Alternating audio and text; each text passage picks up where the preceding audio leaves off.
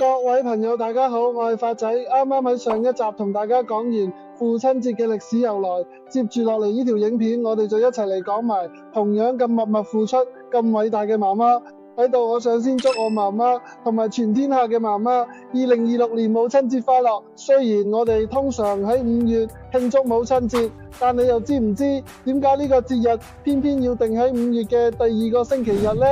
今日發仔就同大家講下母親節背後一個非常偉大而且充滿溫馨嘅故事。正片內容：母親節的歷史與由來同父親節一樣，現代母親節嘅誕生同樣係源於100多年前嘅美國，背後有一位非常有毅力嘅女性發起人安娜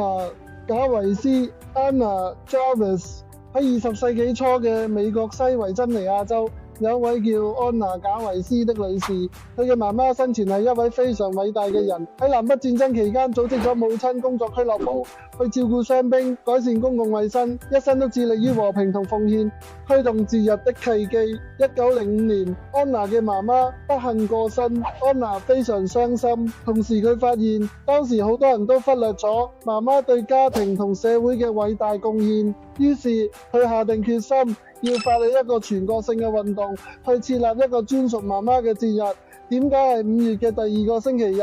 喺1908年5月10日，當日就係5月嘅第2個星期日。安娜喺教會為佢過身嘅媽媽舉辦咗一場大型嘅追思會。喺追思會上面，佢向每位出席嘅媽媽送上一朵佢媽媽生前最中意嘅花白色康乃馨。呢一日就被視為現代第一個正式嘅母親節慶祝活動。自此之後，呢個傳統就流傳到世界各地，亦包括我哋香港啦嘛。重點補充，點解康乃馨係母親節嘅必定之花？講到呢度，大家一定會問，點解到咗今日，康乃馨會變成母親節一定要送俾媽媽嘅花呢？其實呢個係有原因嘅。安娜對白色康乃馨嘅感人解讀，當初發起人安娜揀白色康乃馨，除咗因為係佢媽媽生前最愛，佢仲講過一段好靚嘅話。佢話白色康乃馨嘅白色花瓣代表咗母親對仔女純潔無私嘅愛，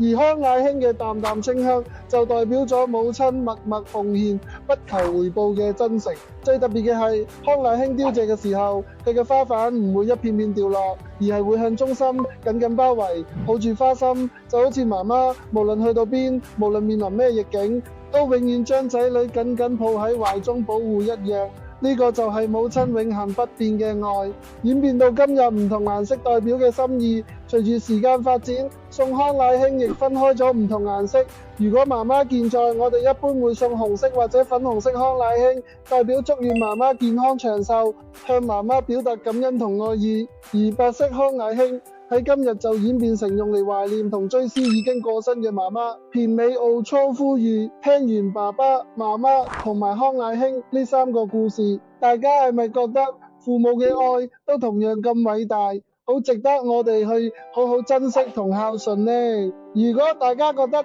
我今日1連2條片都講得好，幫到你認識新知識，麻煩大家 oblige 一定要幫手訂閱、點讚同埋分享呢條影片，同埋頭先父親節嗰條片俾所有朋友，等大家都知道呢2個咁偉大嘅故事。今日除咗同爸爸慶祝，都記住要錫埋媽媽一啖，送支康乃馨俾佢啊！我哋下條片再見，拜拜。